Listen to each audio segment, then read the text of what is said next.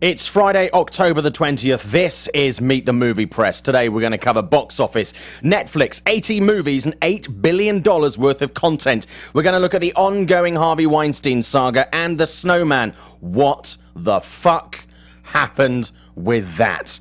It's all coming up on Meet the Movie Press. Welcome to Popcorn Talk, featuring movie discussion, news, and interviews. Popcorn Talk. We talk movies. And now, here's Popcorn Talk's Meet the Movie Press. Hello, as I say, it is Friday, October the 19th. 19th or 20th today? 19th. Sorry, I went into the future. I've come back. Sorry, that was a little quick thing there. Yeah, obviously we didn't have a show last week. I was working in Portland with Leica, and obviously I'm still in the lead chair this week. The reason for that is Jeff Sneider is taking a little time off from the show. A lot of people in the chat and online have asked about this. Unfortunately, Jeff's mother passed away this week. She was a fan of the show. I'd met her. She was a genuinely lovely woman. So today, I would like to dedicate the show to the memory of Mindy Sneider. Very sorry for Jeff and his family. Okay, let's go on with the show.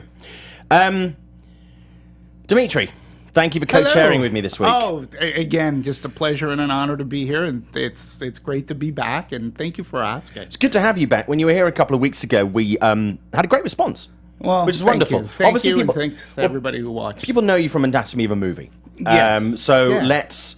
Let's talk about that show, in case people haven't seen that, and then we'll get into this week's show. Sure, yeah, Anatomy of a Movie. I think, in all honesty, I think it's one of the better, if not best, show about breaking down a movie. We're not just a review show. We talk about the movies as you fans would talk about the movie as soon as you come out of the theater, go to the bar, sit down, have a couple of beers, and you really dissect movies. You talk about various scenes, and then if you're so interested and you love the movie, you'll go home and you'll see how did they do that. Well, at Anatomy, we're that one-stop shop. We will review the movie. Each of my co-hosts, the lovely Marissa Serafini, and our leader, Phil Zvitek, and then we'll get into the production of it. We get into the creative process because it's so important as to how a movie was made. And I've always found it fascinating since I was a kid, buying books like the Jaws logs. How did they make this? How did they do this? Reading Fangoria. How did Tom Savini split a head in a Friday the 13th movie? We talk about it, you know, regardless of whether it's a horror movie or mystery or drama. We like to talk about how it was filmed. So we like to talk about the creative process equally as much as we may. As much as we may hate a movie like Mother, there's still a process as to how that was made, and we'll celebrate that too. Kind of do it like, as the kids say now, we do an unboxing. Sure, we do an unboxing. We do an unboxing. Yeah, and you were part of our baby. I did. Driver. Yeah, that's correct. Yeah. So and again, I think for the audience, because you were part of Baby Driver, you were there. Like, it gives a unique perspective, so that even if you may not have liked the movie, maybe you'll look at the movie and go, "Well, I at least can appreciate how that was done." It's like, okay. The movie still sucks, but I understand how sometimes that happens. Sometimes, yeah. We're going to get onto a movie that sucks this week. We're going to talk about this week's releases at the top of the show today. First of all, though, where can people find you on Twitter?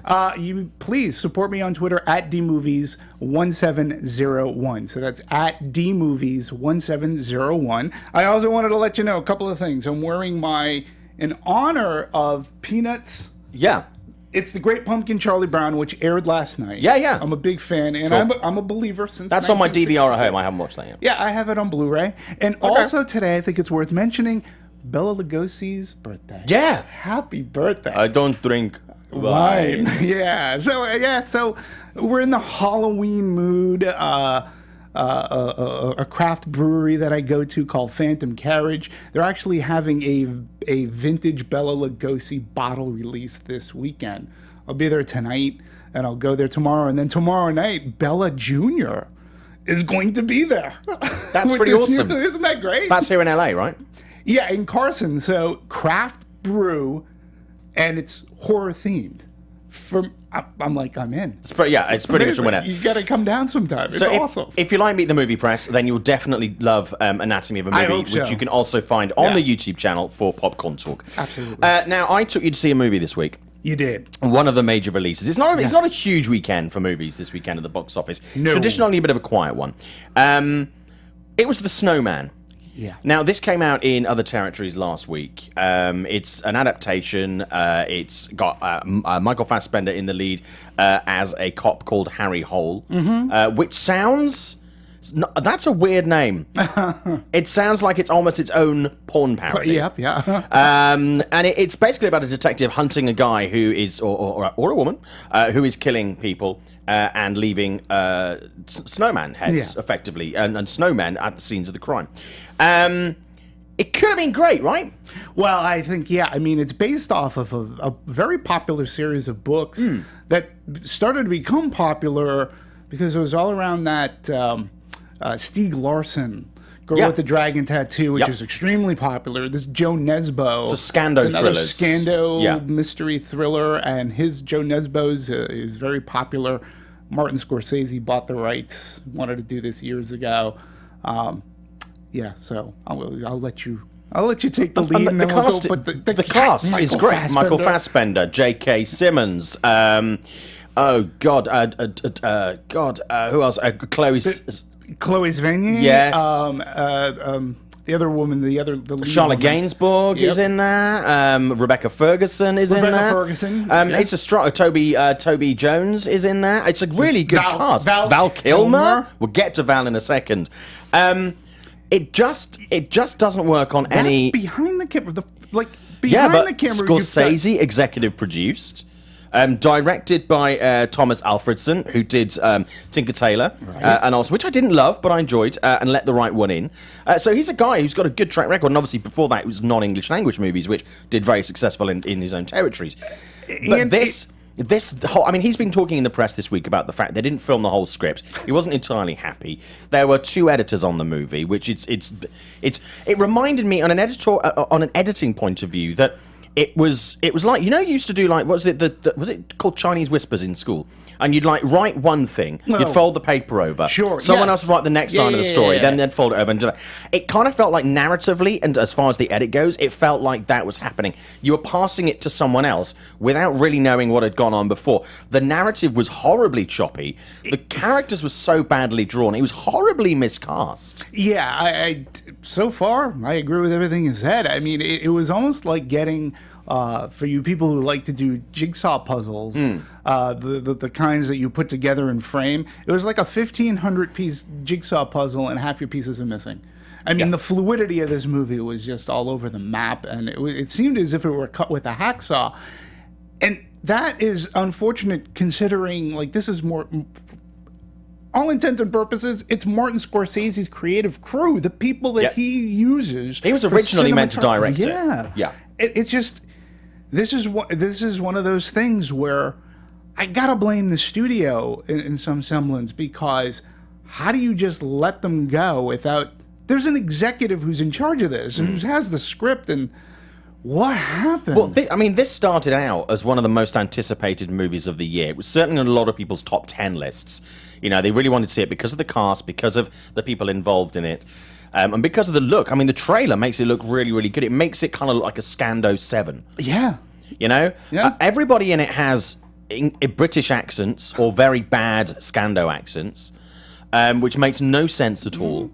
J.K. Simmons' character, towards the end of the movie, it goes somewhere and then goes nowhere. It just stops. Val Kilmer. Let's talk about Val Kilmer. Now, this is something that we both turned to each other while we were watching the movie. And we were like, Val Kilmer is talking, but Val Kilmer's lips don't match what Val Kilmer is saying, and it doesn't sound like Val Kilmer. Now, you sent me a link to a piece this week to say that basically when he did the movie, he'd had his throat cancer stuff. Yeah, right. So his vocal abilities were limited, and obviously it was dubbed afterwards. But it didn't work. It was like watching a Scandinavian movie dubbed into English. It didn't match. It didn't sound like the voice didn't match him at all. No. It reminded me of, if you ever watch the old Mystery Science Theater 3000s. Yes. When they're tearing apart those movies. it reminded me this should be on Mystery Science Theater 3000 because it was that bad, the dubbing. Yeah. It was that bad. And I thought the technology... It took you out of the film. Because you noticed it. Yeah. And the other thing, too, I think it was one of Hollywood's best kept secrets, and they don't keep secrets all that great, folks, that Val Kilmer was in the movie. They kept him out of the trailer when his name popped up in the credits. Hey, I was like, oh, okay. And then when he showed up, he was so unrecognizable. That's when I had to go to Val Kilmer? That him? And then his voice just throws you completely off. But also, he did not look like Val Kilmer. No. I mean, obviously, we know that he was undergoing treatments for various medical conditions at the time. But still... Which I respect. Yeah, which we totally understand, and that will happen. But to me, the obvious thing would have been if he wasn't able to do effectively half of the job, and his character wasn't... It wasn't vital that he played that character, and with the voiceover issues and stuff like that, why wouldn't you have just recast that? Yeah, I don't understand. It wasn't important to have somebody who was a known actor in that role. It could have been anybody. Him playing that, he didn't particularly do a good job with it. The way they pushed his character in, there were scenes where people were talking to him and he didn't respond to them. It was almost like it was like he wasn't there at times, but he was there in the movie. It was a very weird thing. It was distracting. It was almost like they filmed him separately at some scenes. Yeah, because you had him not responding to anybody, and then it would cut to other people talking. Yeah, I don't understand it. I mean, I guess his contract must have been so ironclad, and maybe I don't know, maybe it was something that he needed to do to make himself feel better. I don't know why you don't recast at that point. Yeah. I mean, I get it, and I'm sure the studio would have been sympathetic, and I don't know. But again, it takes you out of the movie in a comedic way. It's unintentionally funny, and you don't want unintentionally funny in what is to be a murder mystery, sort of kind of in the vein of A Girl with the Dragon Tattoo. Yeah. If you have, like, you know, Manos in the Hands of Fate, and Gorgo comes in, and Torgo comes in, and you don't want that. Well, there are several characters in the movie as a whole that kind of appear, and they make a big thing about them, or they do like here's a person arriving. And then they don't really either do anything with them for the rest of the movie, or they never get mentioned again. So there's the guy who was doing... When he's introduced, he's doing the fumigation on Harry Hole's apartment, and they make a big thing about introducing him. They make a definite note of his appearance later on in the movie, and then it's completely irrelevant. There's Chloe. They make a big thing about her being a twin sister, and then that kind of goes away. And there's family dramas that kind of are in the background that never really do it. And then a character who's kind of been fundamentally in the background suddenly is pushed to the foreground in a so obvious way that you basically go, oh, I see where this is going now. Right. And the whole thing does not... It doesn't work. Fit. And it was, like I said, it's a whodunit where literally... Look, I ain't the brightest bulb in the tree. I will be the first person to tell you that. And sometimes with a mystery, like a good one, like you're paying attention, and sometimes you'll fall for the red herrings. Yeah. This one had so many red herrings, but unfortunately they'd been left out in the California sun for like weeks because they just stunk. They were rotten. Yeah. And then it's a whodunit where literally a quarter of the way into the movie, you know who done it. Yeah. And then you're left with 3/4 of the left in this movie figuring why they done this to me.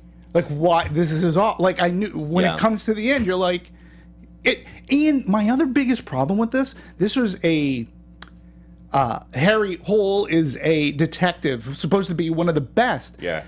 All he was doing, he seemed to be the guy that was asking right questions, but he did so little detecting, and he was so obtuse because literally the marketing campaign hinges on I've given you all the clues.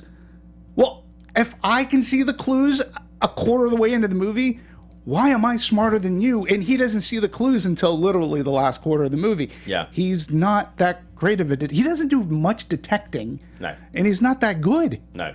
But also, the key part of having a movie that's a thriller is that it's thrilling. And this had no tension. No tension at all. And characters that you don't care about. Nope. Because, they're all great actors.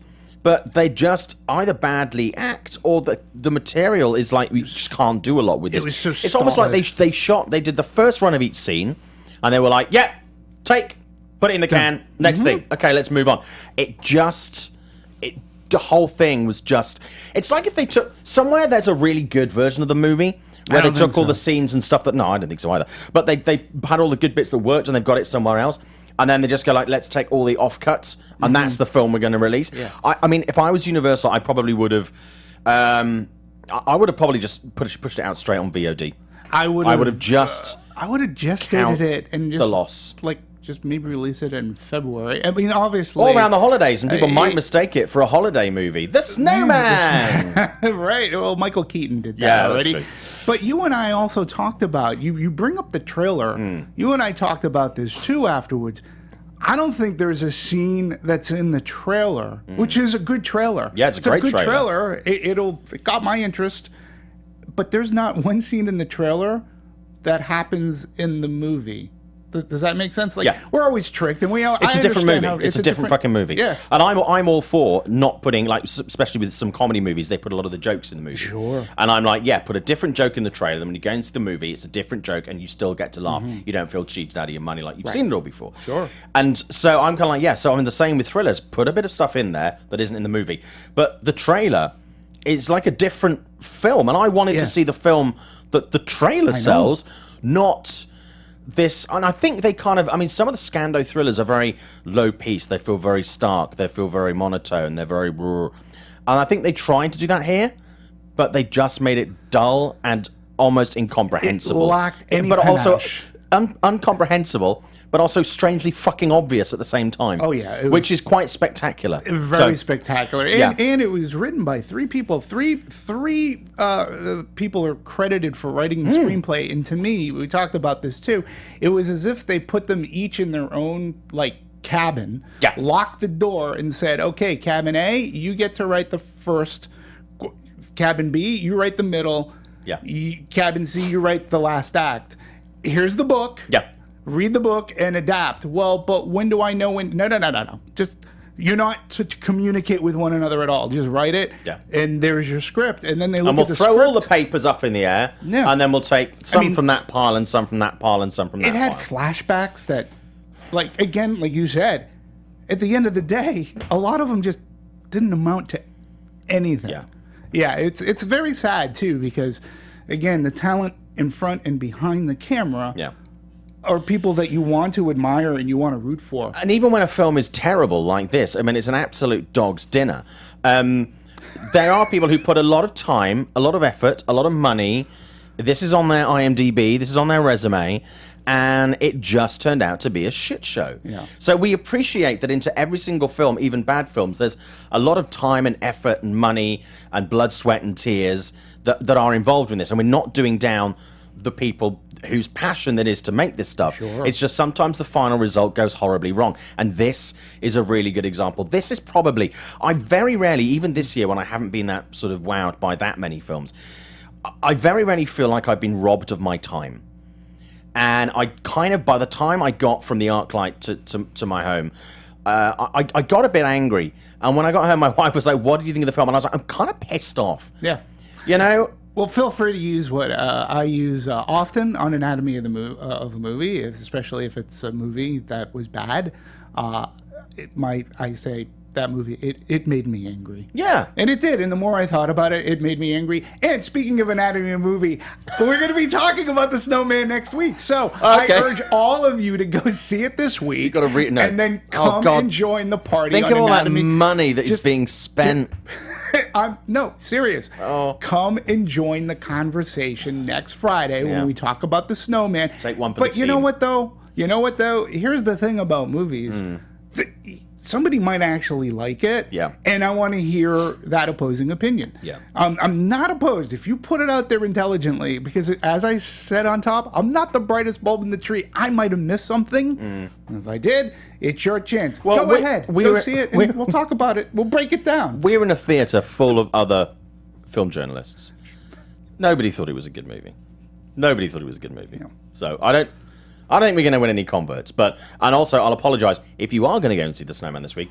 Very sorry that you'll have spent $15 on it. If you have Movie Pass, use Movie Pass. Go see a matinee. Go and see a matinee. Go for the cheaper ticket. Give Universal your money, but go and see them. Yeah, you don't have to see it. Limit the damage. Yeah, limit the damage. damage. Then, like I said, watch Anatomy of a Movie. We will talk about the script because we'll talk about many things about this. So. Misery loves company, and I was in great company Wednesday night. It was awesome. Well, I was there, so I appreciate that. But it was me that you were with. So there you go. Okay, let's see what people are saying in the chat about this. A lot of people obviously offering their condolences to Jeff and his family, which I know Jeff will appreciate very, very much indeed. Sky Patterson is saying the Snowman should have been delivered on everyone's promises and hype and highest potential. What happened? I haven't seen it, but I'm hearing the reviews are mixed. I think, to be honest with you, some of the reviews that I saw last week were actually kinder to the film than I think a lot of critics over here are being. So I was going in there expecting it to be better and to be maybe they're being a bit hard on it, especially as Fassbender's kind of on a dip at the moment. But actually, it was actually worse than I think some other people thought, in my opinion. And Xenomar is saying, will Thomas Alfredson get the Josh Trank treatment for this comment, or is he more established, respected than Trank for that to happen? I think that's actually a really interesting question. No, I think people appreciate it. Honestly, it won't potentially do him any work, any good. It won't win him any favors in Hollywood. However, I think when you are in a situation where you know that a film that you're pushing out is going to be substandard, you don't want to go like, well, why has Thomas lost his ability to make good films? You have to be honest. Right. So I think there is an element of throwing kind of everybody under the bus, but you have to go hands up. A lot of this wasn't my doing. My theory about filmmaking is because I've worked in many facets of this business in the 30 somewhat years of my meager experience, and I've worked on both sides. I don't believe that people purposely set out to make a bad movie. They happen. They just happen. Spielberg has had his bad day. Movies happen to good people. Yeah, they really do. And it's hard. Josh Trank was fired for, I think it was a little bit about the rumors about how he was filming on Fantastic Four. Yeah. I think he just wasn't gelling with the Kathleen Kennedy Lucasfilm family. I just don't think he was gelling properly. And so they let him go, picked another director. Now, we said mixed reviews. Currently, this is right now, I was just looking it up. The Snowman, is even at a lower percentage rate than Geostorm. Geostorm has 27%. The Snowman is at a very rotten 11% on Rotten Tomatoes. I think, to be honest with you, that's quite generous. People are asking, is this worse than Book of Henry? Haven't seen Book of Henry, but I think this is probably a lot of people are going to vie this year on their worst film is either going to be Snowman, Mother, or Book of Henry. I think that's kind of the way that this is going to go this year. Yeah, and I would say that. And there's a Madea movie coming out this weekend, so that's to be honest with you. Well, at least the thing about this movie, it doesn't. One of my issues with Mother is that the trailers sold you a bill of goods that was not there. Yeah. This movie, which I hate. This movie is a mystery. Yeah. Right. I mean, the trailer doesn't so much mismarket. You are seeing a mystery based off a Joe Nesbo novel called The Snowman. And it is a mystery. It doesn't mismarket the genre that it is. It's just not a good movie. Well, I mean, for me, we'll move on from this in a second, but for me, the thing is that we've talked about the trailer and you're talking about it mis-selling.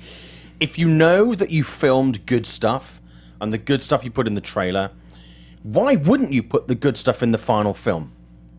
Because if that stuff makes a good trailer, that should be in the film. And, that kind of, contradicts my point about the fact that I like seeing different stuff in trailers to films. Sure. But if what you're putting in the final product is less than what you're selling, it's like going into a steak restaurant and then bringing you a fucking burger. Right. You go to a steak restaurant for a steak. You don't go in there, for chopped liver. Right. I just don't know where you would do that. And I don't want to belabor. I want to get off Snowman, but my other pet peeve about the marketing of this movie were the bus advertisements and the billboard advertisements. Yeah, they're all like you have to read them. working and being a guy that had to get the posters up in theaters, and to me, posters are somewhat integral. They're a very visual medium. Whether people pay attention or not is debatable in a movie theater, but your outdoor ad campaign should be visually like capture something. Don't make it so that I have to read it while I'm driving. I have to deal with jerks who text and drive. Oh my God. I don't want to read. And that was a frickin' like police officer. I've given you all the clues, blah, blah, blah, blah. And I'm like, if I'm driving down a street, the last thing I want to do is look up and read. Give me just make it a solid visual and do not hide the title. Like, tell the title of the movie. Like, unless it was in the contract, why don't you have Michael Fassbender there? Why don't you have, like, any of the Ferguson in there? You could have put 4 faces on that poster, and that would have been amazing. Something. Copy Nolan's Insomnia poster. Yeah. Just copy Insomnia. Yeah. Just do that. White stripes, pictures of guys with guns, fucking title. Yeah. Simple. Done. Photoshop. And a guy will do it for $5. Kinko. Yeah. Seriously. Don't do a black and white and then with a little snowman at the bottom, because then I'm going, if I am unawares, if I didn't see the trailer, I'm like, what the hell is this? Like, is it a movie? Like, it's a book. Yeah. Don't make me read while I'm driving. It was aiming for a Snowbound 7, but it turned out to be Yellow Snow and a number 2. Yeah. Okay, so Snowman at the box office this week. Previews last night, it made 270,000. It's looking at a weekend of about 18 to 12 million, which is, kind of more than it deserves. It's soft. Soft like the stool that it is. Geostorm is looking at a 10 million to 12 million weekend, so it's going to be between the two. By the sounds of it, and obviously by Rotten Tomatoes, Geostorm looks like a shit movie that is fun, that knows it's a shit movie, that is going to be fun. And I'm fine with that. So long as you know it's a As long as you know that's exactly what it is, grab a beer from the foyer, just go in, have fun, watch Gerard Butler being Gerard the Ham Butler, lap it up, right, and then go home. Yeah. Job done. I don't disagree with you when it comes to a disaster movie these days. Yeah. However, this guy's past disaster movie, not Geostorm, it was... The Day After Tomorrow. Day After Tomorrow. No, he did... No, there was another one with John Cusack.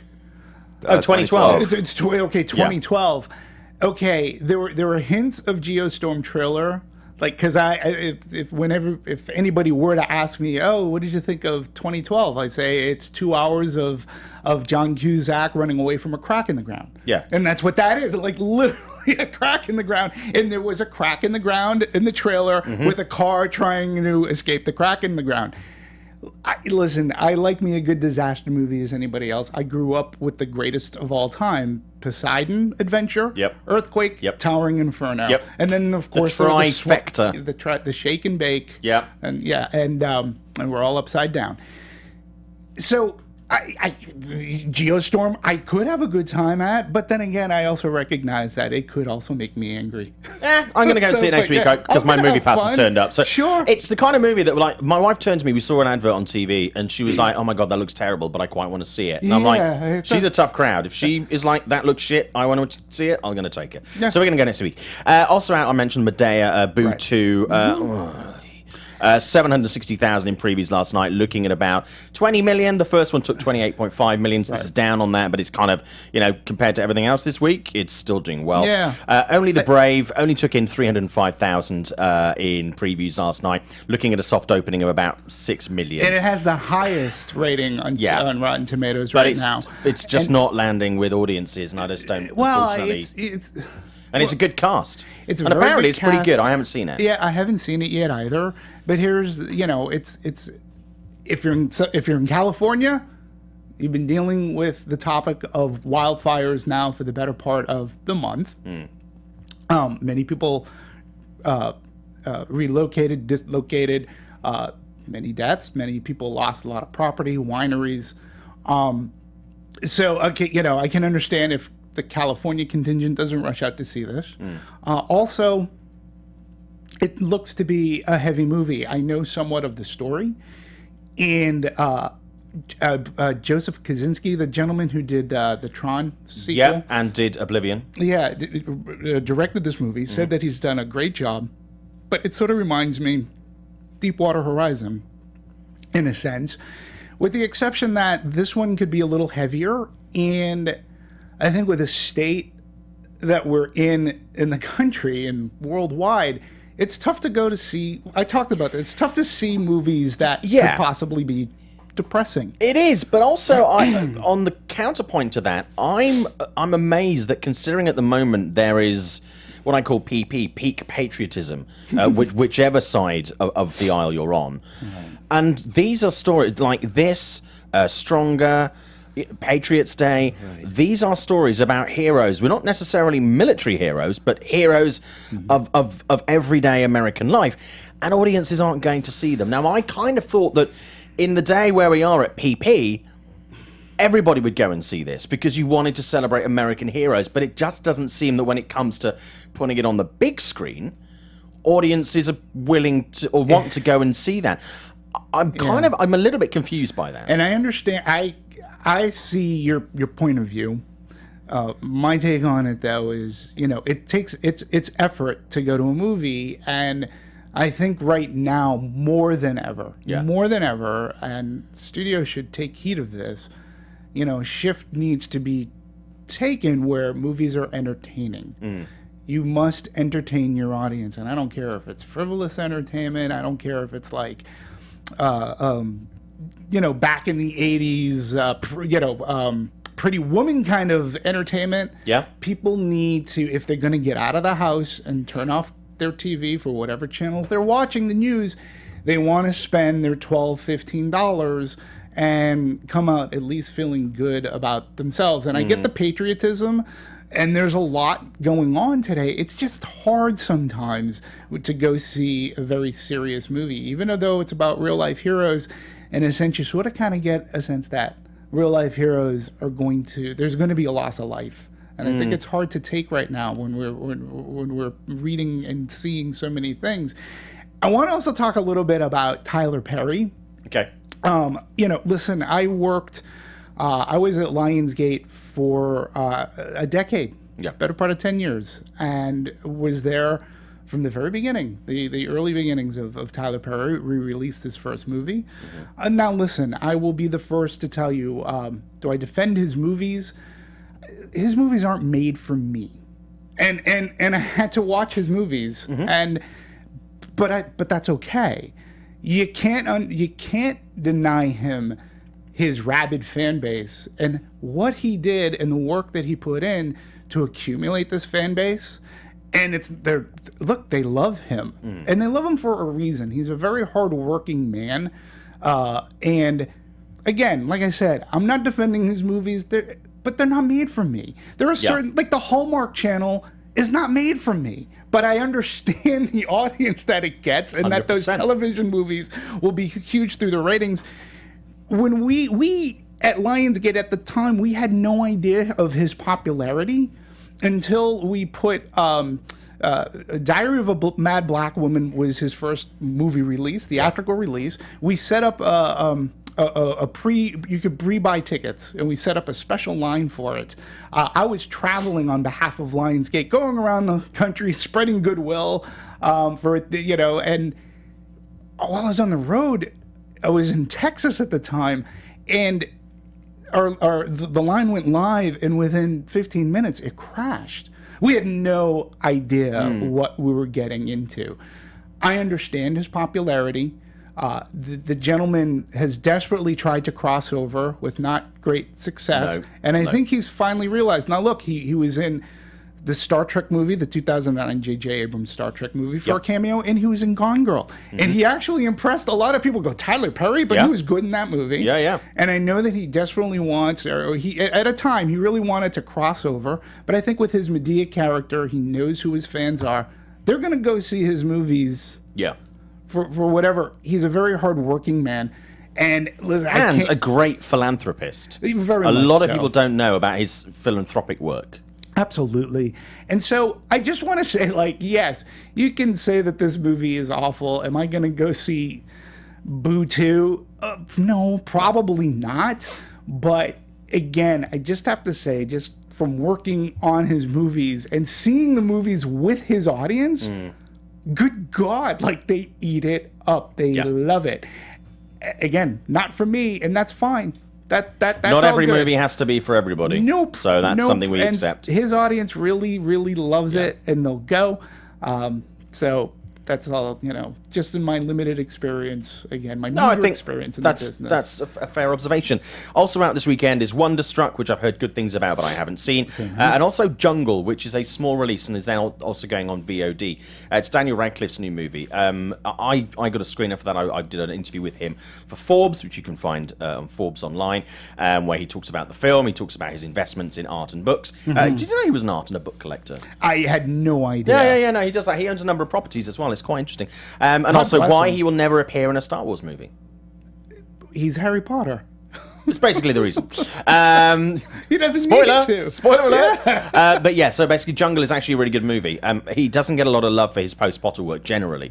I thought Horns was great. I've seen many other of his things, which he actually does very good, but people just don't seem that interested in Daniel, sadly. Which it is sad, because he's actually he's really good in this as well. Yeah, I give him credit, because even when he was doing Potter, he still tried to make, he tries to separate himself from, but he still loves. I mean, Harry Potter gave him his what he is today, and I respect the man for doing different things. I really do. It's like the Pattinson kid from Harry Potter in the Twilight movies. Yeah, he too has tried to reach out and try to put himself in different kinds of movies, and I respect that, because that means you're a working actor.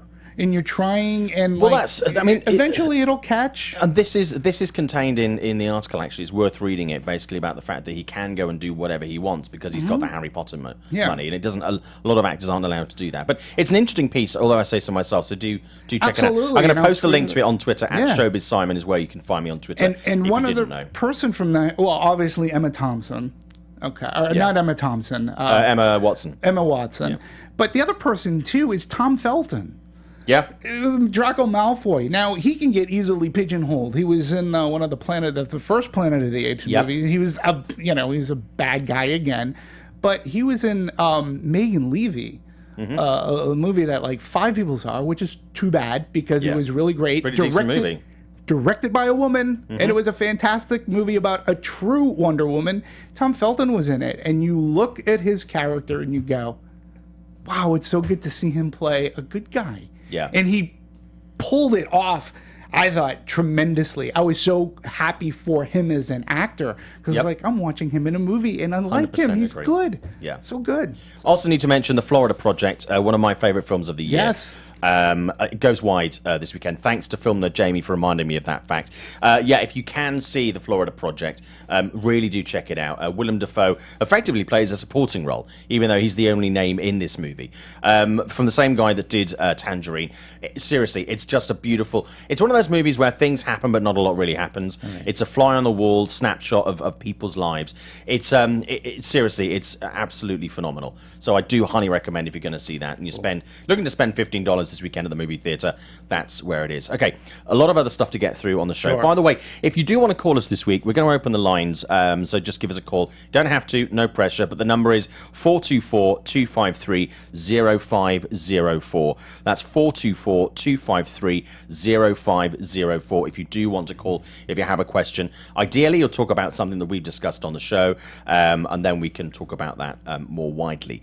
So do feel free to give us a call. Right, let's talk about Han Solo title finally being revealed this week. Solo. Now we knew this. I mean, I everybody kind of knew this. I had it confirmed to me a few months ago because a friend of mine worked on the movie. So we were going around LA, and she was wearing her cruise shirt. Every single time someone would see that, they would spaz out. So everybody knew it was going to be called Solo. The logo, though, has been... Cool. He disappeared. Oh, okay, no problem. So basically everyone would see the space and go, oh my God, Solo. So it's been a terribly kept secret. They have tweaked the logo, though. Yeah. That was something that was interesting to me. Sure. It was out there, it was like, it's announced. Oh, we knew that. Great. Yeah, I will... But what else could they have called it? They couldn't have called it anything else, could they? No. Hand job? Oh, nice. Yeah, they could have gone that way. Why not? Harry Hole and hand job. So, Ron Howard, since he's taken over the reins of this, I have never seen him like tweet in social media so much, so often. Like, I don't think that Ron Howard is down with social media. He's been using it a lot. He has. And the thing of it is, it just seems that it was almost an edict saying, listen, we have to try to escape. Like the controversy that we had from firing those other two guys who were 90% done. And now you're coming in and we have to make it known that Ron Howard is directing the solo movie. Yeah. And, he's done so much of it. Tweeting out pictures of the cat, tweeting out like Chewbacca and the Millennium Falcon. I give him credit for it, but they are so hard trying to, listen, I think the dogma of them firing those two other gentlemen. Lord and Miller. Yeah, I think it's just going to hang over their heads through right up until release of the movie and possibly thereafter, unless this movie tends to be super fantastic. One thing I was quite surprised about this week is a lot of people, when they were doing the story online, they used a screen grab of Ron Howard announcing it online. Other people used the original photo that was taken in the cabin of the cockpit of the Millennium Falcon with Lord and Miller still in it, talking about Ron Howard directing the movie and confirming. I'm like, right, okay, Disney, what you have to do, Lucasfilm as well, is you have to take a new promo shot, you have to send that out to journalists. Because if you're talking about a film where Lord and Miller are no longer on it, Ron Howard is announcing the name of the movie, you've got Lord and Miller, or if people don't know who Lord and Miller are, you've got these two random guys sitting in this cockpit with a cast of fucking Solo. Everyone's going like, who are these guys? Yeah. Come on, send a new promo shot out. Or if you're on a website and you're doing this, don't be lazy. Get a screen grab of Ron Howard and use that to put on your story. It was something that kind of just annoyed me this week. Well, it's where I was kind of like, that's a little bit lazy. It's lazy and disrespectful to both parties. Just going to raise my chair a second. There you go. Getting a rise out of you. Yeah, I know. Yeah. I think that it's disrespectful to both parties. If Lord and Miller or any of their people, and by people, their agents, their publicity people, whatever, see this, they're going to go, they're in the picture, yet it says it's Ron Howard. It's like, look, they were famously fired off of this picture. Stop using their image of this picture. Put it in the past. Make it a Wikipedia entry. Yeah. Put it down and then move on. Because there's going to be a big deal as to whether or not they're going to get an invite to the premiere. Because right now, from what I understand, it can be proven that they filmed over the percentage, which means they're guaranteed at the premiere, and then will they go? But then it's to Ron Howard, who's like saying, wait, if you're saying I'm directing the movie, don't put the people that you fired on, like what are you doing, Disney? Yeah. And then if you were fired, that just makes you feel worse. It's like, yeah, we're not in the movie anymore, jerks. Yeah, it just seems really, really weird to me. Trying not to swear. A couple of people in the chat. Someone actually saying, going back to the Florida Project. Film nerd Jamie saying Dafoe will win the Best Supporting Actor Oscar for the Florida Project. I think he's definitely going to get a nomination. He's phenomenal in that. Someone else saying they should have called it Han Solo Nerf Herder. That's from A. Tony B. No. And Straight Edge has just joined the chat. So, hey, Demetri. Hey, Simon. Hello. So thank you for joining us in the chat. If you do want to be part of the show, you can call in, of course, obviously, or if you do want to go to the chat when we're live, you're more than welcome to do that, and I'm monitoring that throughout the show. I have to tell you, of the 5.5 people who watch Anatomy of a Movie, Straight Edge, is that half like a midget? It's a baby. Okay. And that's because it's on in the room that he's in his crib. So tiny arms can't reach. So press the button. Straight Edge is our #1 fan. Yeah.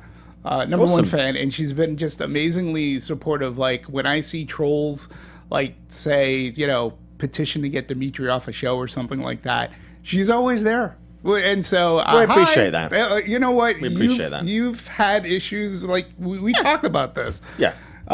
Rhino skin sometimes, but in any case, yeah, no, thanks for saying hey. It's Solo. So let's move on from Solo. Obviously, when we were on the show 2 weeks ago, because last week, obviously we didn't have a show. I was in Portland. The Weinstein story had just broken, and at that point we didn't want to talk about it because obviously there were certain legal ramifications around that. The story has progressed somewhat. We again have to be legally careful with this because there are now police in London and police in LA are looking into criminal allegations now, as in it's an official police report that has been filed into alleged abuse by Harvey Weinstein. But there have been other areas of this story that have developed where he's been thrown out of a number of groups, including BAFTA, including the Academy, including, I believe, the PGA. There's more people today that have said that they don't want him as a member of their group anymore. Bearing in mind that, you know, he denies many of the allegations that have been leveled against him, so we have to bear that in mind as well. This story continues to grow, and more people continue to come forward and accuse him of various things, and it has opened a wider debate of abuse in the industry. And also, abuse doesn't have to be sex, rape, anything like that. It can be all kinds of abuse, and it does go on in the industry. It's been an open secret. But obviously the difficult thing is the fact that people think that because you're in the industry and you know these things go on, you must have seen it happen. Now, you don't necessarily see it. You hear whispers. You don't necessarily see the thing happen. And it's very difficult if you don't see the thing happen to take an action. So what we're doing now is by victims, the actual people that these things have allegedly happened to are coming forward and saying this happened to me. Right. It makes it more real. It makes it solid. It makes it something that is a real situation that needs to be handled.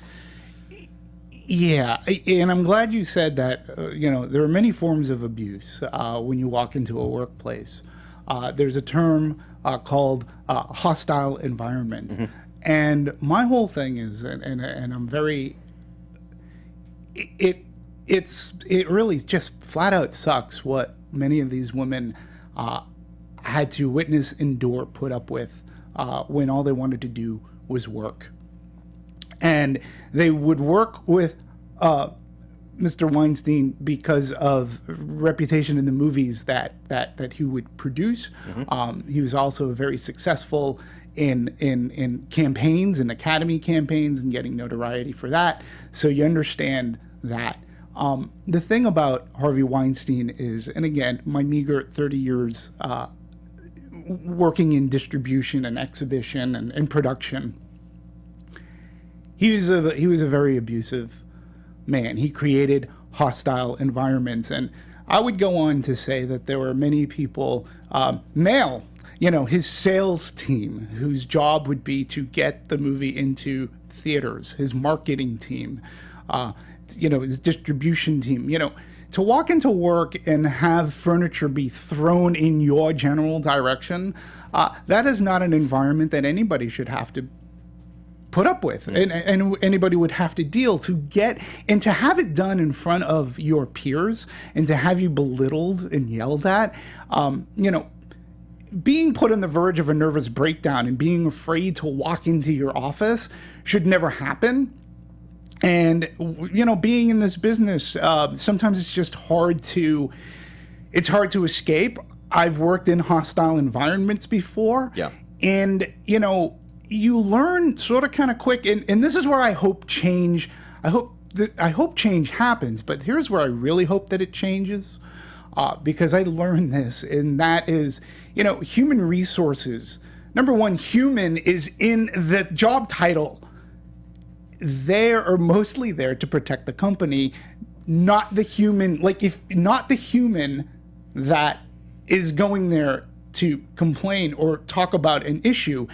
And what ends up happening, especially with those people on the lower rungs of the ladder, whether they be assistants, or, again, distribution people, if you go to human resources, you're then labeled as a complainer. You're a complainer. Whether this, and this, or trouble, a liability. You're a liability, and then you can be let go. They will look for reasons to let you go, and then you'll have a very hard time finding another job in an industry that you might love. The other thing that really has bothered me, and again, he's just been abusive to people. He's not a nice man. But it also has stunned me that various people, and I have to point this out, I'm shocked and amazed when Meryl Streep gets up and says, I didn't know. I didn't know. This is a woman who called him God on the stage of the Academy Awards. you know what? Get your head out of your ass, Miss Queen. I'm sorry. That doesn't fly with me. Well, Tarantino came out yesterday. He's been very silent on this. And he said basically, you know, he'd heard some things. He knew some things. But you can't work in the business. And, okay, so I will give you that she may not have known about the sexual follies that he was, but she knew that he treated people miserably. I'm sorry. You just, like, this was not a secret in this town.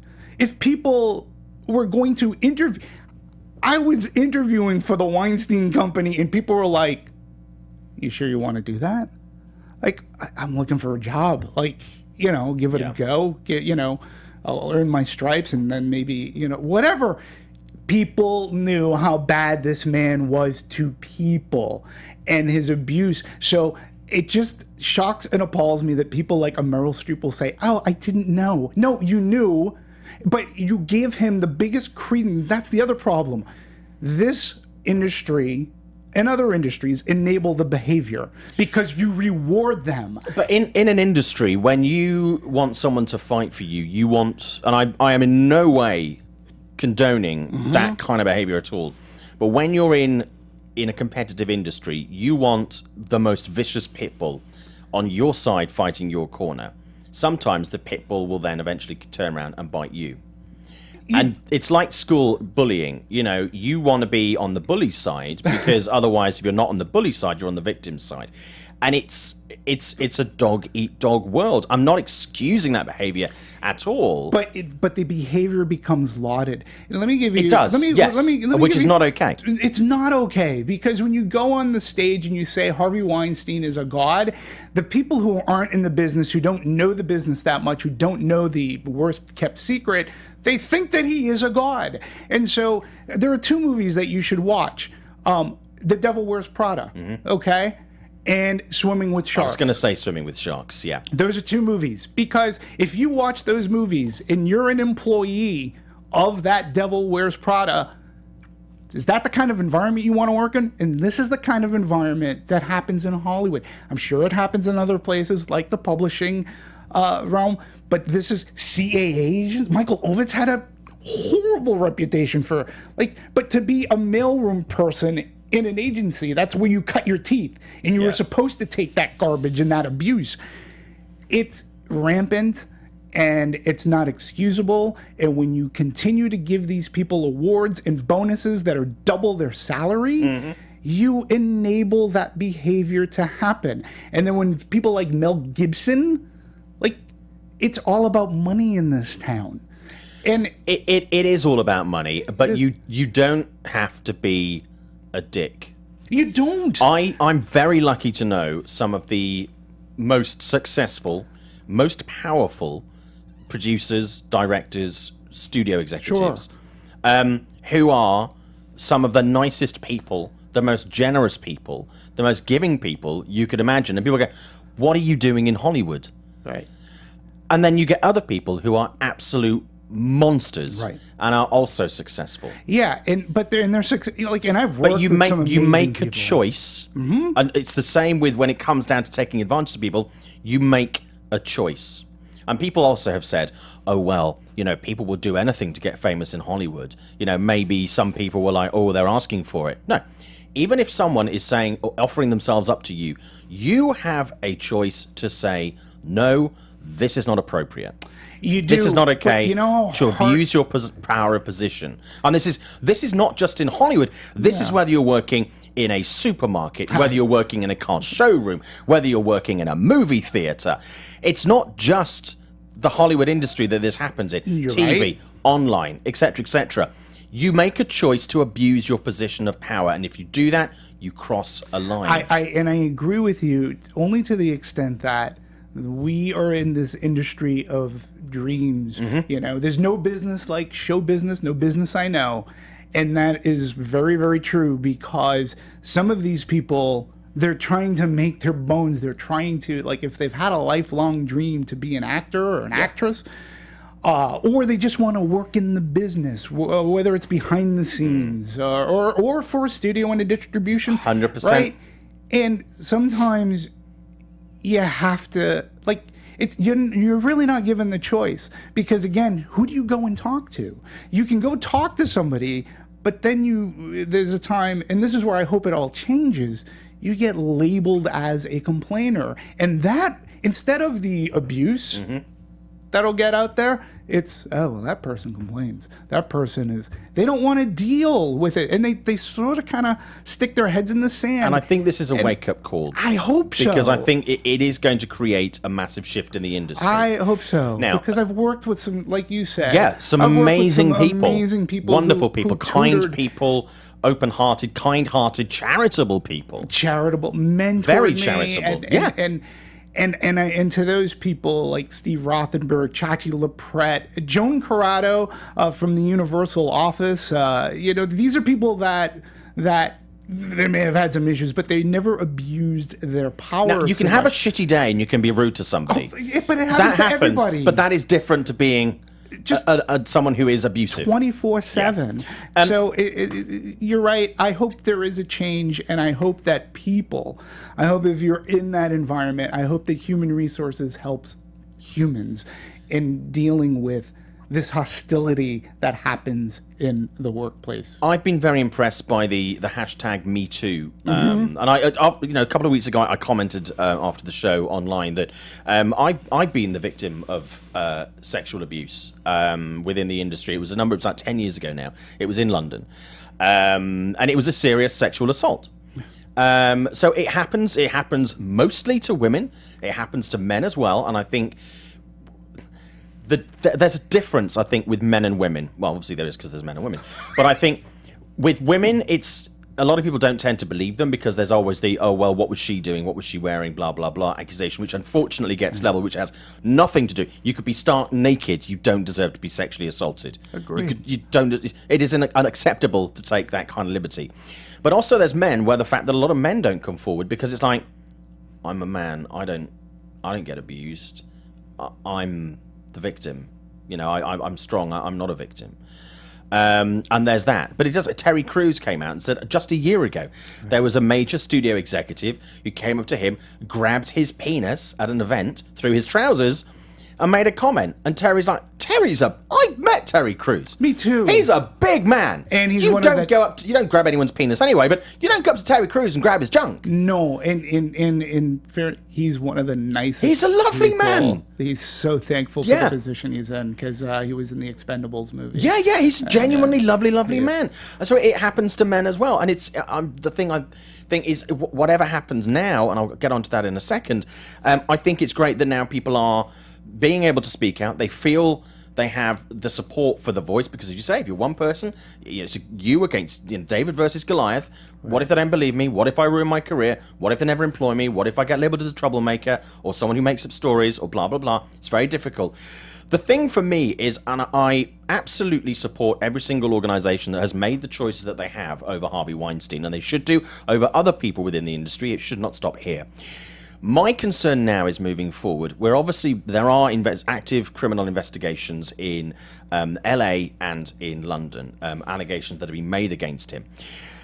The situation with taking someone out of organizations within the industry is, if you ostracize someone, you don't solve the problem.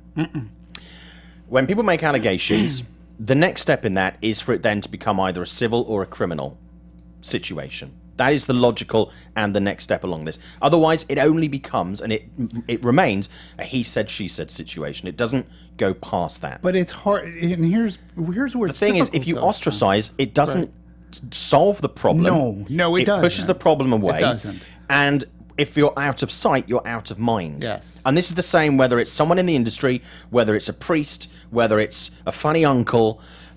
You can move a problem. It doesn't solve a problem. Yeah, and don't forget though too, we're living in a crazy. We're living in the Poseidon Adventure. We up is down, down is up. It's an upside down world, because there's a particular person of power who there's a videotape of this particular person, literally saying how that person can sexually assault people and get away with it because of celebrityism. And the thing is, it's almost as if, again, it enables the behavior of other things, and to work in a hostile environment. See, when you talk about accusations, it's hard for an assistant or maybe a salesperson or whatever who gets a piece of furniture thrown at them. How do you later on prove that? Like, other than the witnesses who may be in the office, it's like, so you can accuse this person of doing this. Maybe it's written in a book. But again, when you go to human resources, there could be a file on him the size of War and Peace. And that file is there so that the company insulates itself and that person gets separated, segregated out. I just want there to be abuse is abuse. It should be stopped. It should not be condoned. Do not, like, what they're doing to Harvey right now, this is what's hurting him the most, in my dopey opinion. He's no longer going to have that seat at the Academy Awards. He'll no longer be able, or an influencer in Cannes. He's not going to get to go. He doesn't have his favorite table at Spago. He's lost all of it. No more. You know what his big, plus being kicked out of the Academy, no more screeners. Get no more screen, like, the prestige things. He'll be kicked out of the golf course that Weinstein Company paid for. Okay, these are some of the richest people in the business, and yet they give everything is given to them through the company, whether it's their country club membership fees, and then their bonuses, and that's what's going to hurt him the most, because those are all signs of power. And when you can't go to your favorite restaurant without a reservation and just walk up and, oh, Mr. Weinstein, please come on in, and when you're at the Academy Awards and you're persona non grata, and you don't have people kissing your ring anymore, that is what is going to dig the deepest. And they say he's in therapy. It can't be long enough. No, absolutely. I mean, we'll see. I mean, we'll see what happens in the future. But you're absolutely right about that. This is his kryptonite. Yeah. And the same to anyone else in the industry. You lose your status. That's it. You become normal. You become normal again. Yeah, and he's still going to be able to live off of his millions. He's not going to have to worry about whatnot. Money. And so it's just, I want the abuse. I want the abuse to come out. The sexual abuse, the abuse on people, the male assistant, whoever it is. Hostile work environments should not be tolerated, and those people should have a voice, and they should be protected. And I think now they feel they have a voice. I hope so. People aren't alone; they're standing together. I hope so. A couple of questions in here from the chat. A Tony B says, "Do you guys honestly think that this scandal will change Hollywood?" Honestly, A Tony B says he doesn't think so. Do I think it'll change Hollywood? I think, like, unfortunately, many things. I think, like, racism. I think, like, war. I think, like, sexism. It will never disappear completely. But I think what this will do for Hollywood is, we see you to abusers. We're not afraid of you anymore. If you do this, you will now potentially be outed. This won't be a secret. And in California, there is I don't know if you saw this in the news at all, there is a motion that's been put forward to stop settlements for claims of sexual abuse. You won't be able to pay people off and make them sign an NDA now if someone accuses you of sexual abuse, which I think will make a big difference. If that passes, will make a huge difference, because you can't make these things go away. Yeah, you can't make them disappear. Because that does happen a lot. A lot of people, they do take the money and they go, because it's sometimes easier than going, I wouldn't want to go through a court case. Right. I can't imagine how horrible that would be. Yeah. But so people do that. So that could come to an end. And who's the onus on, again, in that court case, right? So you got to go through that embarrassment, and then you have to have them literally dissecting you in front of the world, and they're trying to discredit your character. Yeah. And that, I mean, you work hard. Good character, good people. You know, I work hard. I like to believe that I was brought up knowing my right from wrong and have good character. And to have somebody who's abusive to take that, you literally take that away, and it becomes like the abusive wife syndrome. Yeah. Like, you want to go back to work and you don't want to have a problem, so you try to appease that person, because you have a job, and it's a job that you dreamed about getting, and you trying to make it work because it's hard to find a job. And it's the battered wife syndrome, and I've been there. And it's a miserable situation to be in. I hope you're right. Will it change everything? No, but to your point, at least the eyes become a little bit wider and open to it. Yeah. And maybe, just maybe, for those other abusive predator people out there, maybe it makes it a little bit harder, because maybe now people will think, whether they're male or female, to open up to do something. Maybe they do have some protection. Well, in response to A Tony B, Tony Hat said in the chat, B, I think it will, but for people outside the industry, we won't see any difference. It will change for those inside for the better. And I think, John, I think that's really, really good. He says, or at least he hoped. No, John, I think you're right. Zeno Hours asked me, to fix this problem, doesn't Hollywood need to admit their history was built by sexual abusers, like everyone from Harvey Weinstein to Louis Mayer? The industry wasn't built on abuse. Abuse was a byproduct when people have power. And like I say, it is endemic in Hollywood. It is a big problem. We've always known the phrase the casting couch. I've done a lot of stuff for TV and radio the last couple of weeks. The casting couch is something that was bandied around, almost like a joke. It does happen. Unfortunately, whatever industry you're in, whether you're running a gas station, whether you're running, for president, I mean, Bill Clinton, he had an inappropriate relationship, and so it doesn't. It's not just the Hollywood industry. No. There are shitty people. Pardon my French. There are shitty people everywhere. The priesthoods. Oh good God! I'm from Boston. It's these things. It's not just Hollywood, and it's not the industry was built on abusers. It enabled abusers, and now it's starting. The wheels are starting to turn, which will make that less so.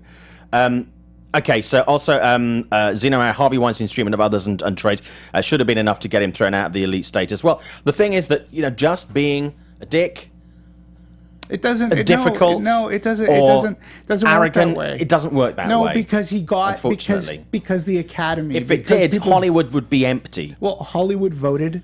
He's won many an Academy Award. Look what Miramax did in the independent world.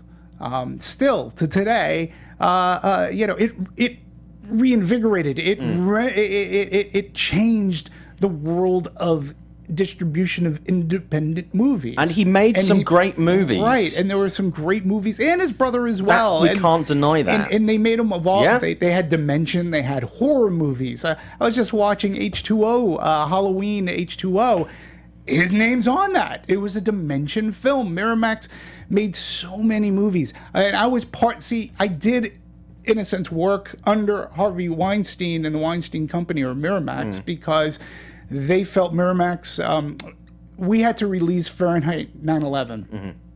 Lionsgate did. Because Miramax, owned by Disney felt that it might be too hot of a movie. Yep. No pun intended. So they made a distribution deal with Lionsgate to release the movie, and I had to supply a report weekly as to where the trailer was, where the poster was shipped to, where it's up, give it to them. They would by order go check, even though we hired checkers as well. And Monday could be a very miserable day for me. Yeah. I would hear the trailer wasn't up. Harvey's doing this. You understood, but. Nobody should have to deal with this, no. but the industry does enable it, because they do. Look at Mel Gibson. The guy makes Hacksaw Ridge, gets nominated for Best Picture, and it's just they enable the behavior and they allow it to happen, and they have to sort of kind of stop. Well, we're seeing a swell for a tide. So yeah, it's a good way to put let's it. hope this will at some point crash on the shore. We have to be clear at the end of this that the allegations that have been made against Harvey Weinstein, many of which he denies, have yet to become or may not become criminal prosecutions.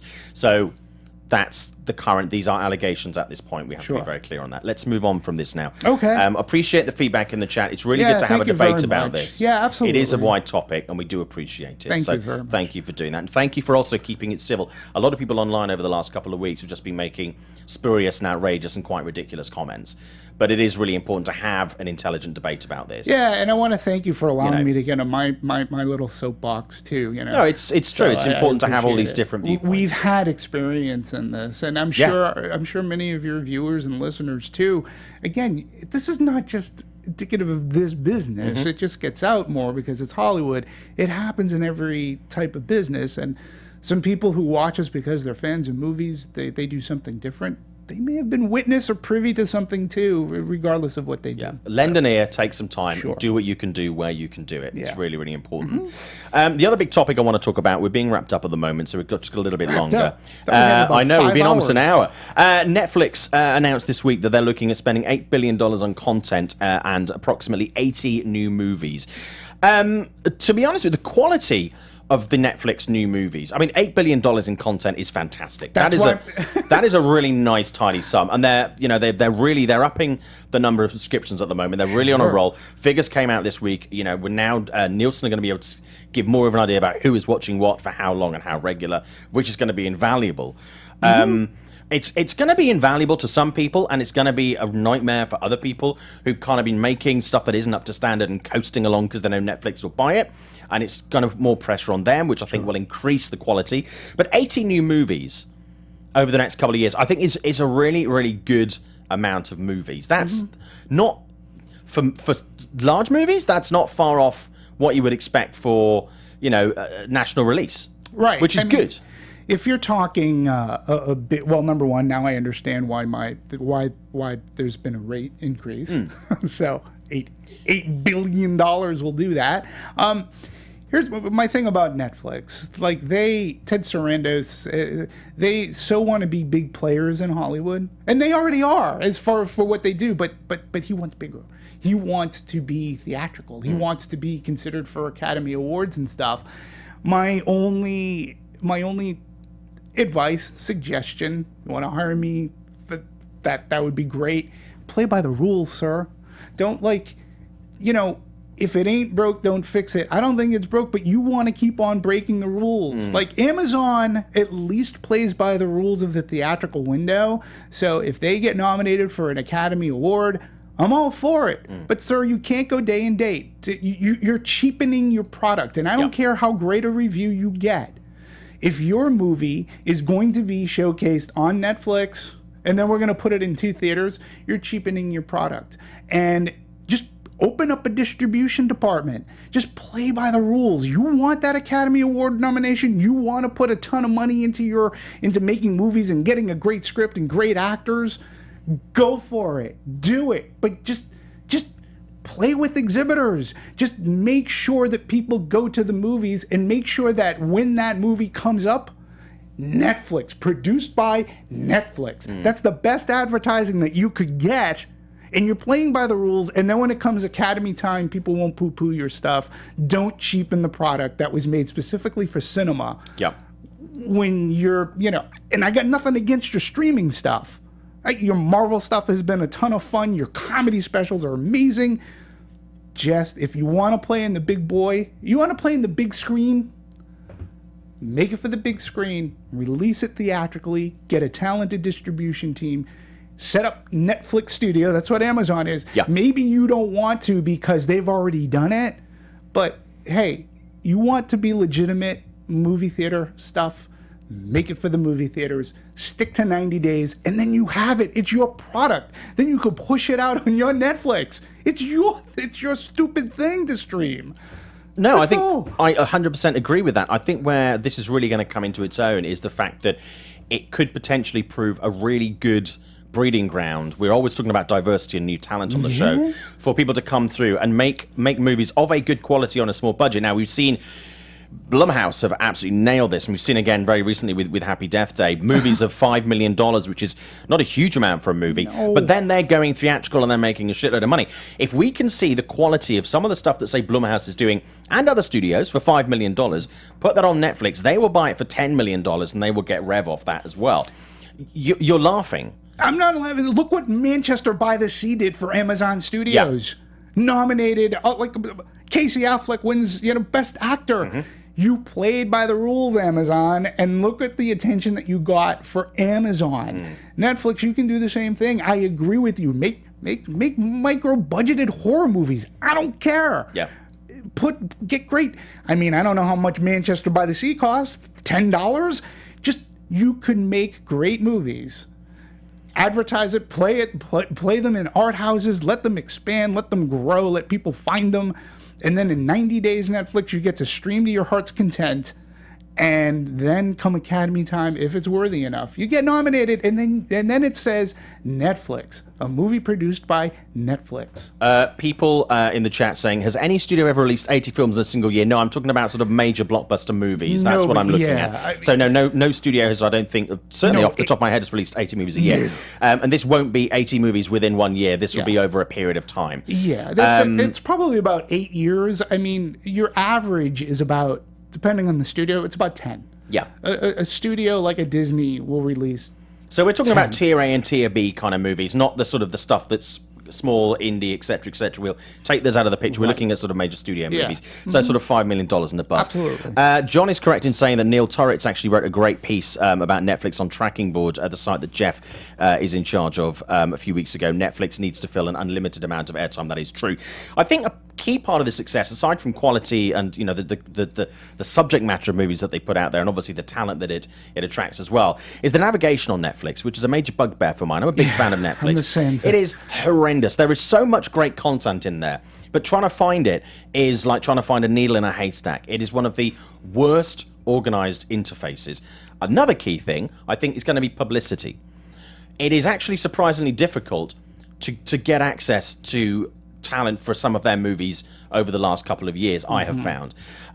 So I think adjusting their publicity model, adjusting their from an editorial point of view, and I think from an advertising point of view, I think it's really going to... But like you said, we managed to buy the sea. When that became considered a proper movie because it's theatrical, it changed it. I think maybe Netflix need to do a couple of movies where they are theatrical movies that get people realizing that Netflix are really what I call normal people outside of the industry who realize that Netflix are making these movies. They're not movies that have gone straight to VOD. There is a difference. There's a major difference, and you need to prep the audience. Yeah, and I think to get them on board with that and understand that, I think will be a really, really key part. And that's where your publicity comes in too. Exactly. You know, I think that's really, really important because a lot of people think that stuff that lands on Netflix that is actually a Netflix original movie is something that was a studio movie that bypassed theaters and effectively the old day would have gone straight to VHS. It's not. No. It's a movie that is made specifically for a platform, like a Channel 4 movie would be made in the UK, or a BBC Films movie, or something like that. No, absolutely. So like people need to understand that difference. What was it called? Warhammer, the one with Brad Pitt. War Machine. War Machine. Yeah. My apologies. Like that was made specifically for Netflix. Did you see Brad Pitt anywhere? Was he on like Good Morning America? I saw. One thing I noticed recently. I was in Portland last week, and I'll get to that in a second before we finish. But sure. I noticed that my wife actually pointed this out quite recently as well. You see in LA and you see in other major cities like New York, Chicago, etc. You see a lot of billboards. Sure. You see a lot of bus sides. Yep. You see a lot of things on benches. I was in Portland. I saw hardly any advertising for movies, TV, etc., etc. And sometimes we forget that if you go outside of our bubble, the LA bubble or the New York bubble or wherever, normal people who are outside of our little community, and which is very small when in comparison to the rest of the United States, absolutely. They aren't facing this content in the same way that we are. They don't spend all day going on blogs, going on Twitter, etc., etc. There are people that I know who are normal people who... Sometimes I'm talking about a movie, and I've been talking about it for months, and that's like a week before it comes, I go, oh, I see blah, blah, blah is making a new movie. Right. Like it's just the start of the process, and it's due to come out. Right. There's something not quite right in that model, and people are consuming it in very different ways. Yeah. The days of page-wide newspaper ads advertising a movie, where it'd be like, say, Snowman would be a big piece in like the LA Times with the show times at the bottom and coming Friday, the anticipation over a week. That consumption of advertising has changed. Yeah, no, that was my favorite. Growing up, that was my favorite thing to do on Sunday, was go get the arts and entertainment. But you're right, and we are hypersensitive to it here in Los Angeles. You have to understand something too, and I get it. When I go home to Boston, I still will see, like for the holidays or whatever, I'll still see some billboards, but it's just not as intensive here and or New York. The reason being is because the business is in these markets mainly, and it's ego driven. There are reasons why certain billboards, like you'll notice they're placed for, and they're always the same company. Yeah. It's 9 out of 10 times it's because the executive drives by that every single time. You can go 20 minutes outside of LA. You can go up to say where Six Flags is, like half an hour, 40 minutes. completely different. That you take one road off the freeway, and you're in farmland. Yep. Oh, I worked in Ontario. Yeah, that is farmland. That's what happens. We forget about this. Off of my point, talking about the difference between films that are made for Netflix and those that people think of just weren't good enough for theaters and have bypassed or gone straight. Zaya said, didn't know, I didn't... I didn't know that I thought those straight-to-Netflix movies were like the straight-to-DVD or Lifetime-like movies. I didn't know the difference till now. Thanks, Simon. So there is this confusion. And this is someone who engages with shows like this, Anatomy of a Movie, and then there's some confusion over how this works. And these are people who are clued in. And so. I think that's in large part because of Netflix. It all lands on their shoulders. All they have to do... Educate the audience. Take it to them. Explain it to them. Tell them what you've got. You could open a store in the middle of LA, but if nobody knows you're there, you may as well not bother. Yeah. You've got to sell your product like a shop. And sell it like a movie. Yeah. Sell it like a movie. Release it in theaters. And trust me, if your movies are good enough, people are going to go, and they're going to get it, and they're going to go, Netflix... If your movies are good enough, they'll say... Make good movies. But they'll say, you know what? Netflix makes a good movie. And then when they stream it, then they're more apt that they'll go back and might see it again because it was a good movie that they had a good cinematic experience at the theater. Just play by those rules. That's all. Really good example. Snowman would have been great if Universal had owned that. Put it on Netflix as a Netflix-only movie. That would have been something really quite special. They could have sold it to Netflix, made quite a lot of money, then had revenue off the back of that, sold advertising around, etc., etc. Would have been cheaper than the expense of everything else. I get Share that. the advertising expense. And sometimes when you're into a movie, it's by contract. This movie is going to go out on X amount of screens. I'm not saying that the contracts can't be modified. Yeah. But usually when you're setting out, this movie is going to go on 2,700 screens and whatnot. Film nerd Jamie has just said in the chat something that I was actually thinking just yesterday. Bright is their big gamble, a film that would normally be a big theatrical release. That is the one with Joel Edgerton and Will Smith. Right. It's Men in Blue, basically. Men in Blue is what it is. I'm genuinely really excited about Bright. I'm really looking forward to that movie. It looks great. It reminds me of movies like, The Hidden. What was the James Caan movie that then became Alienation? Men in Black. It reminds me of that kind of movie, and I'm really, really looking forward to it. And here's the other thing, too, about Netflix. We're talking Netflix. Yeah. There's no way that... there's no way you can monetize. All right, so say Netflix comes out and said, "Hey, we just spent $20 million to make Bright." Well, they're not part of the box office top 5 on Sunday. Like, there's no way to monetize, or at least they don't release to us. Like, there's just no way. Like, how do they make money off of the 20 million? Is it by views? Is it by their subscription base? Like, we're in box office. That's well, it's something I consistently. It's a question that I ask everybody that is a producer or a director that I interview for Forbes. I asked this with Sean Levy recently, and the guys at Foxtail, Matt Malik, and everybody else. And I asked Joel and Dave at Mandalay about it when I interviewed them for Stronger, and I've got a few interesting interviews coming up in the next few weeks. And I always ask them about this: what is your opinion, and where do you see it in the industry, and where do you see the money being made, and what are the pros and cons of that? I mean, the fact that Martin Scorsese is now deciding that after Silence he's pulling away from studios and he's going to release his next movie on Netflix does change. He's an old school movie director. He makes his movies that are cinematic movies to be shown in a theater on a big screen with all the bells and whistles. Sure, absolutely. He is going, I'm going to put my next film on Netflix, and that tells the industry something really important.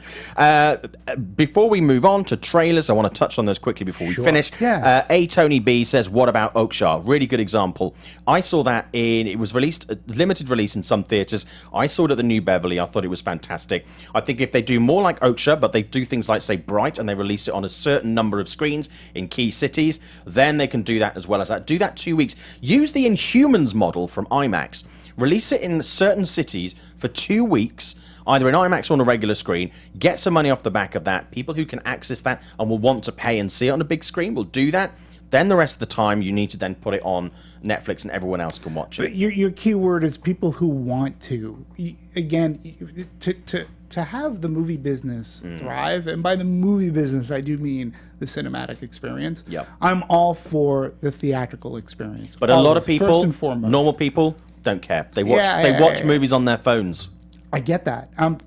I understand. I'm trying to propel and push the movie going business because that's what I grew up loving. Yeah. I didn't have an option until the 80s where video cassette came into sell-through market. But what I'm going at is, if Bright is such a good movie, right? It's this big movie, then give it a chance to make. Don't leave money on the table. You know, advertise it, put it out there, let it. 90 days today goes by like that.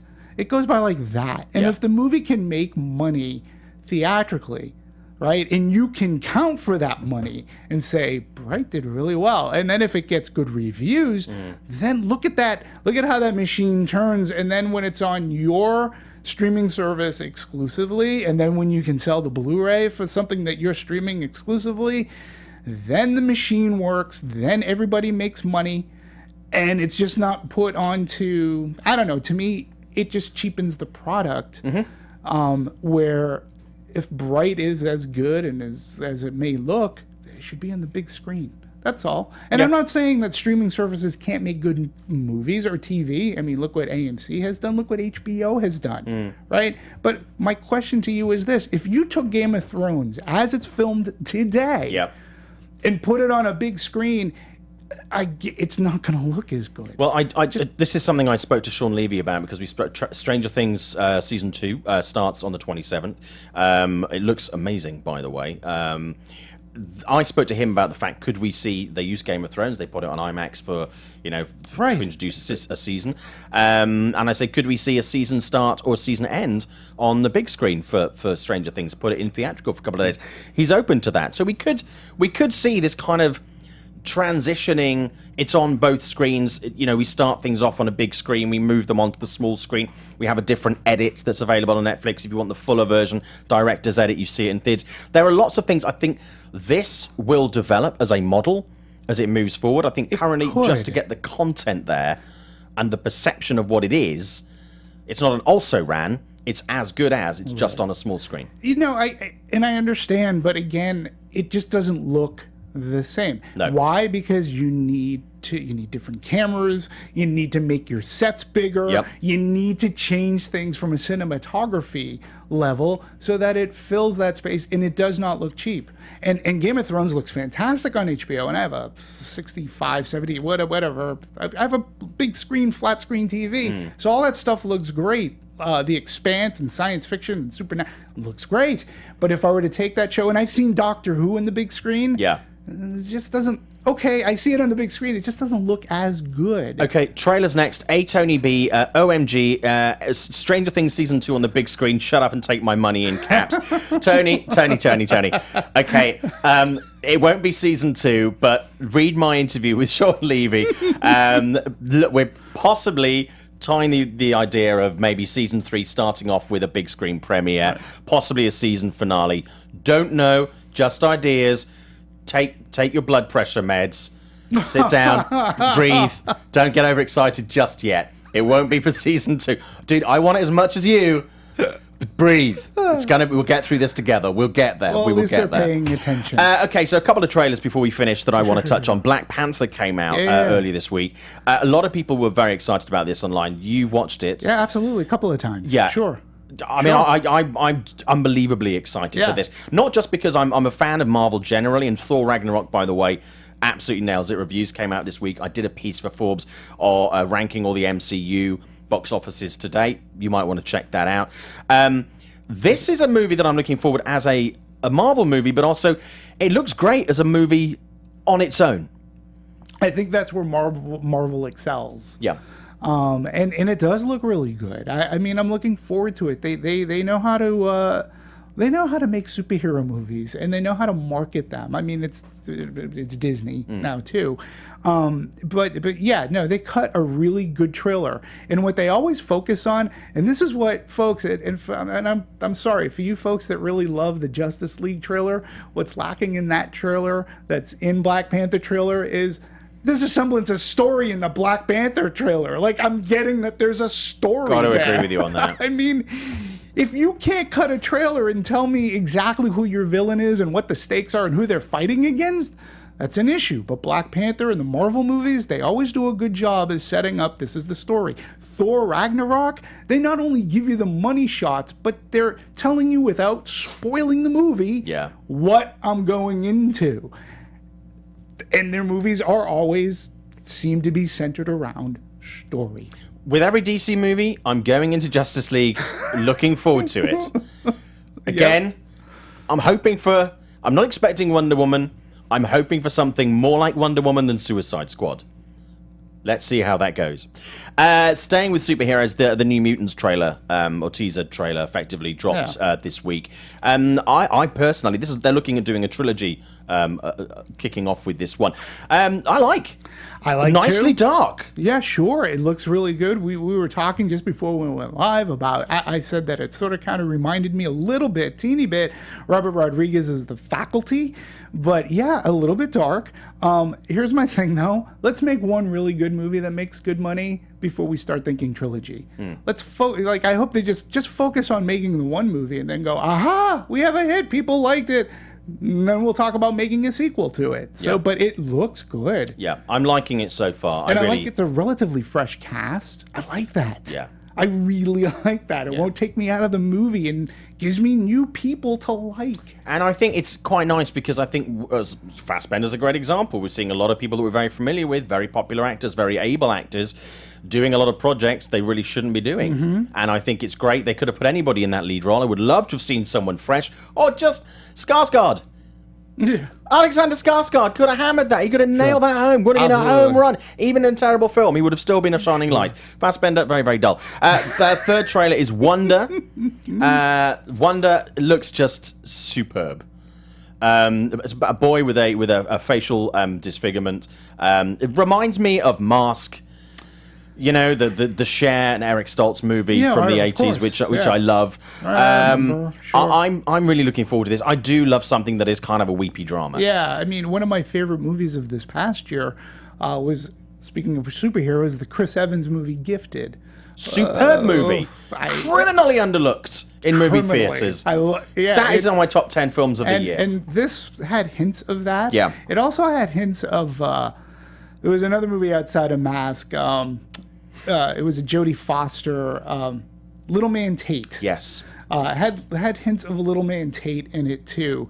I'll be curious to see how it plays out. You know, these movies can go either way. They can either be inspiring and feel good, like Gifted, or they can be Hallmark Channel, like just movie of the week.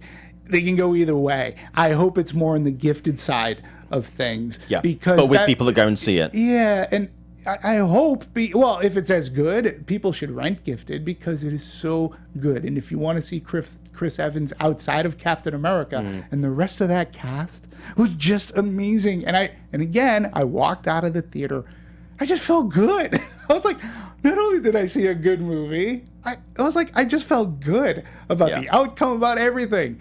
So this movie, I hope that it could live up to that. Because that's what I want today. I want to feel good coming out of the movies. Here's a fun fact for you. One of the first people that was spoken to about directing Wonder was Paul King, the director of Paddington. Really? Paul King was approached to direct that. Well, why didn't he take it? Don't know. Paddington 2? I don't know. Hey, I'm excited about Paddington 2. I love Paddington. Genuinely excited about it. Okay, so those are the trailers this week. Now, the reason that I wasn't here last week was because I was working with Leica in Portland. I mentioned this a couple of times on the show today.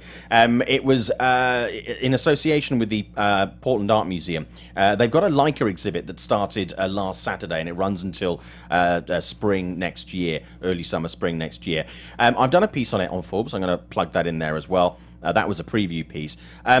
It's an amazing exhibition. They have got. I did a walkthrough. I was there to do a live Facebook live for them. It's about 20 minutes long. If you want to look at it, it's on the Leica Facebook page. It's also on the Portland Art Museum Facebook page as well. It was a fantastic experience to do it. Things from Box Trolls, Coraline, they've got from Kubo. I speak to the guys behind the massive sort of skull character from Kubo. They've got that 16 feet tall. It's absolutely huge. Awesome. It's amazing. You know, all the movies, they've got their Paranorman, some great stuff from Paranorman, which I love. Me too. I love that. So it's really good. If you're planning to go to Portland, you really should check that out, but also check the video out online. Is it going to be a traveling showcase? That is what they're looking at doing. Okay. That is what they're looking at doing. And Scoop, there's more about this on the video. I talk about this with the SFO, Brad Wold from Leica Studios. They are currently very far into production on their 5th film. Nice. With an announcement due soon on what it's about, what it's called, and who the voice talent is. Oh, that's great. That's amazing. I know some stuff I can't tell you. But they're heavily into production on that 5th film. Good. So there will be more on that very, very soon. Good for them. I like a good competitive... And they're doing, again, you know, Leica, they keep breaking the mold. No pun intended. But they keep breaking the mold on the industry, and they're doing something with this next film that has never been done before. Really? In stop motion animation. Fantastic. So it's something completely new that is they're really pushing the boundaries on the techniques and the technology they're using. We always we've broken down a lot of their movies on Anatomy of a Movie, so I always look forward to it. It reminds me, like, Pixar had had an exhibition that was wonderful, and I hope it travels and maybe comes down to LA. It would be a great take. It would be fantastic. But if you can, for the time being, go to Portland. It could also be traveling around the world. More on that at a later date. Awesome. Okay, so Demetri, thank you for joining me again. Thank you for having me. Where can we find you on Twitter? At dmovies1701. Please support me on Twitter. Thank you very much to your audience for allowing me to sit here, because it is, you know, it's an audience-driven thing, and I really appreciate you asking me. It's a privilege to sit in this chair. Well, it's great to have you on again. I really appreciate your time. Thank you again. So much to talk about. We really appreciate it. Hopefully there'll be a show next week. I'm going to try and fit it in. I'm a very busy Friday, and it involves Mila Kunis and me going to Denver. So we'll see if we can make it work. Mila Kunis, but hopefully, going to Denver. I know, not with Mila Kunis. I don't want to start. Sadly, I mean, I'm very happy it's with my wife, but this has now got really awkward. This is now totally gone off the rails. Really awkward. Demetri, thank you so much indeed. If you like the show. What a way to end. If you like the show, please subscribe, share it on social media, tell everybody you know. We really appreciate it. And we will be back very, very soon. Well, I think that went very, very well. Thanks, Demetri. Awesome. That was fine. That's what I'm here for. From producers Maria Menounos, Kevin Undergaro, Phil Svitek, and the entire Popcorn Talk Network, we would like to thank you for tuning in. For questions or comments, be sure to visit popcorntalk.com. I'm Sir Richard Wentworth, and this has been a presentation of the Popcorn Talk Network. The views expressed herein are those of the hosts only and do not necessarily reflect the views of its owners or principals.